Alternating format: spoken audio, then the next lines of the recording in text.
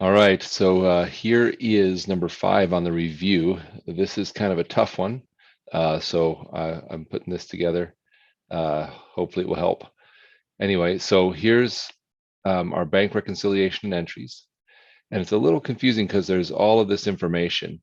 At the beginning, there's our cash account. It has our balance at the beginning of the month, plus any cash receipts we've had this month, and then a list of all those cash receipts, plus any checks we've written this month. And so there's a total of checks. Then it also has a copy of our bank reconciliation for last month. And then if we click, we can open our July bank statement, and that's what this is right here. I've just put it over here and blown it up a little to make it easier to see. So that's all the information it gives us, and then it wants us to prepare a bank reconciliation. So the first thing we have to do with the bank reconciliation is start with the cash balance according to our bank statement. And sometimes it's confusing because there's this balance and there's the new balance. And we're looking for the balance as of the end of July, so we're going to use this new balance. So here it is, 11,601.41. So that's our balance according to our bank statement. I already dropped these in here, but I'll kind of step you through it. So the first thing we're going to, in real life, when we're doing a bank reconciliation, what we're doing is looking at our deposits and comparing them to the deposits on our bank statement. And so we can see that there's this deposit for $780.80, which doesn't seem to match up very well. Let's see, $569.50, $701.80, $819.24, etc., $580.70. Here's some deposits in our account that aren't on our records. And I'm guessing the $780.80 would have been on last month's. In fact, if we look down here on the reconciliation, we'll see that was our deposit in transit last month. Anyway, so we go through the whole list and we find that the July 31st deposit, according to our records of $1177.87, hasn't yet made it onto our account. That's pretty normal. When we make a bank deposit at the end of the month, it doesn't always end up on the account statement. So that's going to be my deposit in transit from July 31st, is this one right here, $1177.87.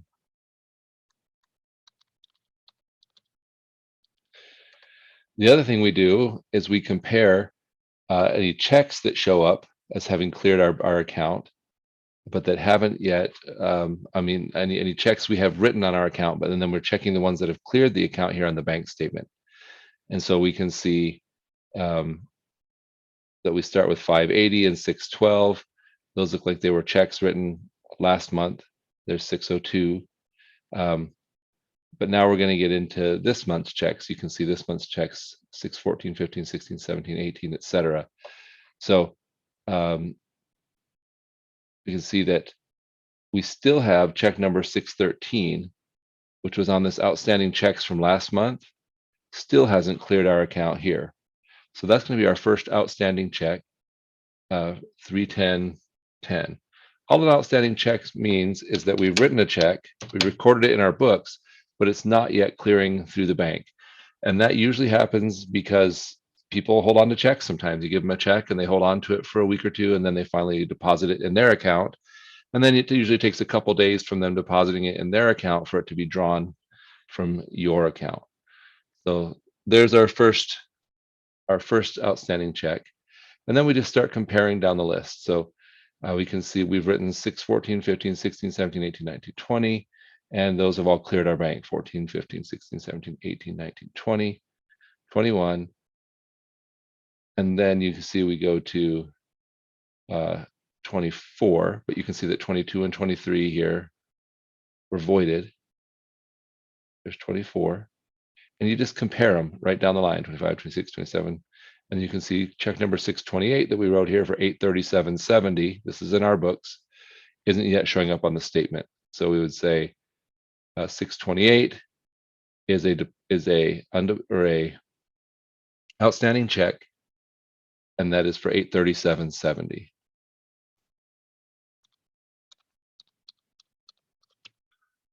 And then finally, we can continue down that list until we see that 633 is missing, and 633 was for 310.08.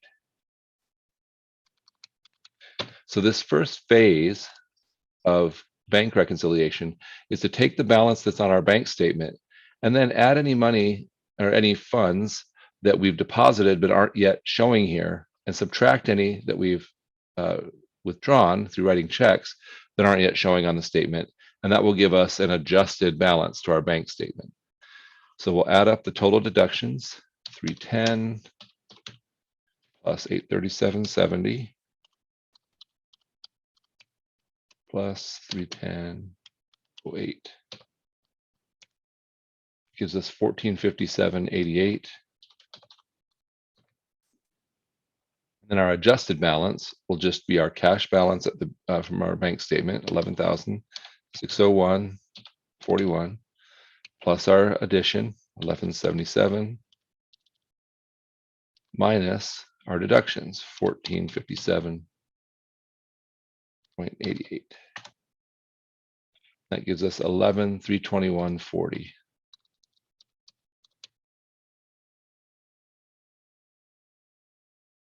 Now we have to do the reconciliation for the balances according to our company's records. So our company records, we're going to first figure out what our cash balance is, which is going to be our cash balance as of July 1st, plus any cash receipts, minus any checks we've issued.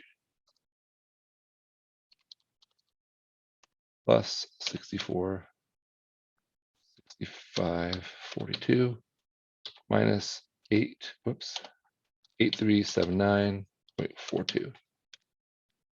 76.64. That'll be our cash balance according to our record. Now we're going to look here on our statement and look for additions. Right here, you see we have a note that was collected for us. It's recorded as a miscellaneous collection. So I'm going to say add note collected by the bank, including the interest, so $4,160. Next, I have to kind of go through and do this whole comparison process again,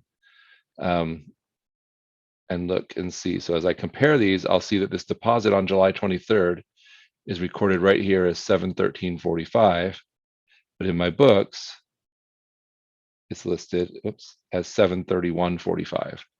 So I recorded an amount lower than what's actually correct in the bank statement. So I'm going to say 731.45 minus 713.45 gives me a difference of $18. So I'm going to say I'm going to add my error on the July 23rd deposit, $18. Similarly, if I check my checks, I'll see that there is an error. I can remember, let's see.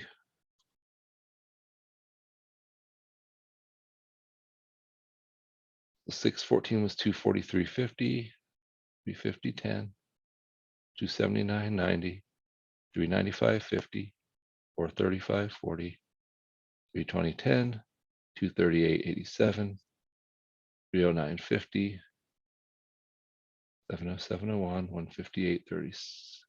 158.63, 550.03. Here we go. Check number 627. On my records, it says it's 381.73, and the bank records it's 318.73. So the difference between those two, 381.73 minus 318.73, $63 is going to be an addition to my account, right? Because I wrote the check as being bigger than it really was. And so I'm going to add that $63, add the error, recording check 627, $63 back into my account. My total additions are 4,160 plus 18 plus 63. It's 42.41. And then subtractions from my account, I can see here there was an NSF check. That means a customer wrote me a check, and when the bank tried to deposit it, there weren't enough funds in the customer's account. So this is money I would have, when I received it, recorded in my books as having received it, but now I'm being told by the bank it's not there. And there's also a service charge for $36. So we'll say deduct check return because of insufficient funds, and we will deduct bank service charges, $36. Our total deductions, 375 plus 36, or 411. Now let's figure out our adjusted balance. We have 7,664 plus 4,241 minus 411 gives me 11,494. So right here I can see I have some sort of an error because my adjusted balance here doesn't match my adjusted balance up here. I'm guessing my error is up here just because the fact that this number came out to a whole number without decimals and this one's off just probably means I'm off up here. So I'm going to double check that. First, I'll look at my deposit in transit, 1177.87. Make sure that's the correct amount, which it is. Then I'll check my outstanding checks, number 613, 310.10, number 628 for 837.70, and number 633 for 310.08. So those amounts are correct. So now I'll check my arithmetic, just make sure I didn't make an error.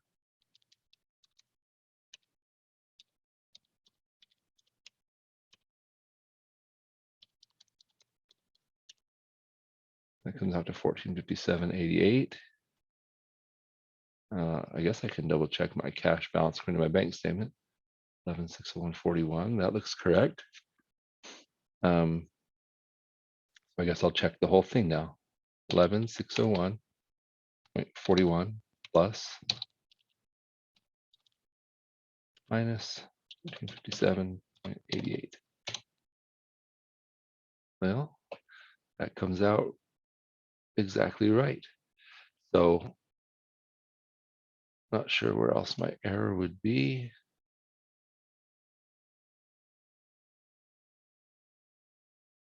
Guess I can check my work.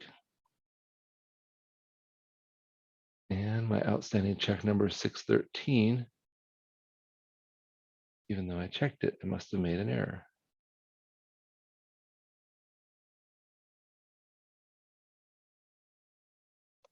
Nope, I did. I wrote the wrong number. It should be this one, 137.50. See, that's why we check it.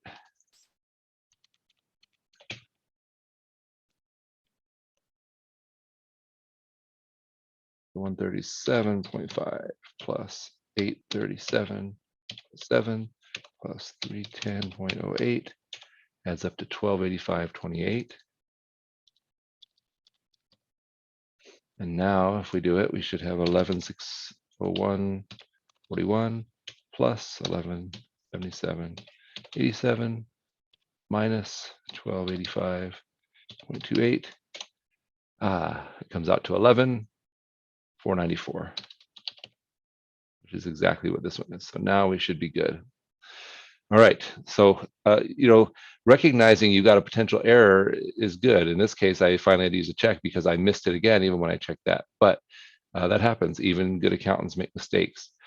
Just being able to catch them and see that something's off is what makes you a better accountant, I guess. So now we have to journalize these entries that A, increase cash, and B, decrease cash. So I'll start with the journal entry that increases cash. So I know I'll be debiting cash because that's my increase. So what we have to recognize, I'll go ahead and check work again just so we can, that's all right. What we have to recognize is when we're doing bank reconciliation, we make these adjustments to the bank statement because we have things already recorded in our books, but they're not on the statement yet. So that's our deposit in transit and our outstanding checks. But then down here, where we adjust our company records, what we're doing is saying we have things that we found out about by getting the statement, things like the bank collected money for us or charged us a service fee, or there were insufficient funds checks, or we found an error after reviewing the bank statement. And those we have to make a change to our book, our company's records.